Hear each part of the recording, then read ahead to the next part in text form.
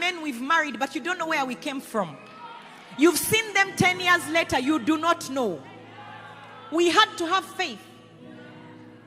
We had to see something of substance beyond what the eye could see.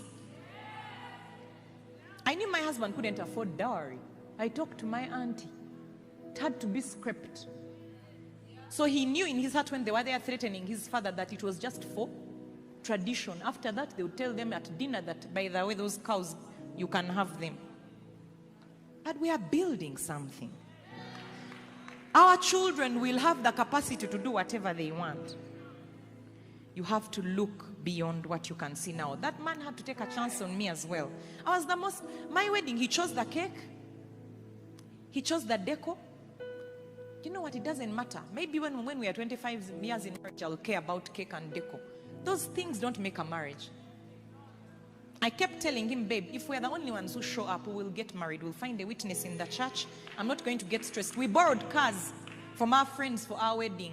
One was, what kind of car for the bridesmaids? It wasn't even a Benz. What kind of car was it? A Mitsubishi from JK. He gave it to us. We put in fuel. We drove ourselves. Then someone had a Benz. There were 2 Benzes from friends. We borrowed them. Why are you spending 300,000 on cars you don't own to drive them for 2 hours to impress people who won't care and will talk about you when you're in financial trouble? Who are you trying to impress? I'm now told, people were telling me here that people take forged gifts for introductions, that you hire a car and pretend that you've given. What kind of hypocrisy and madness is that? How can you build such a foundation for your marriage? Absolute dishonor to your people. It's demonic. You are in this world, but you must understand you're not of this world. What are you copying? We spent a whole year in counseling.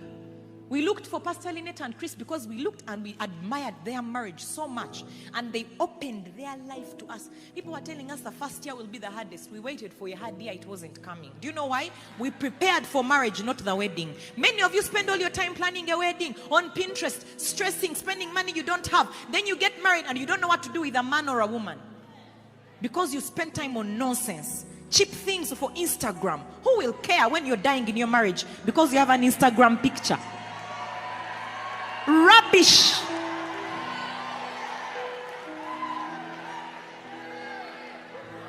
Rubbish. I lived in homes of very rich people with very broken marriages. Could afford everything. Some of you, it's about money. If he can't.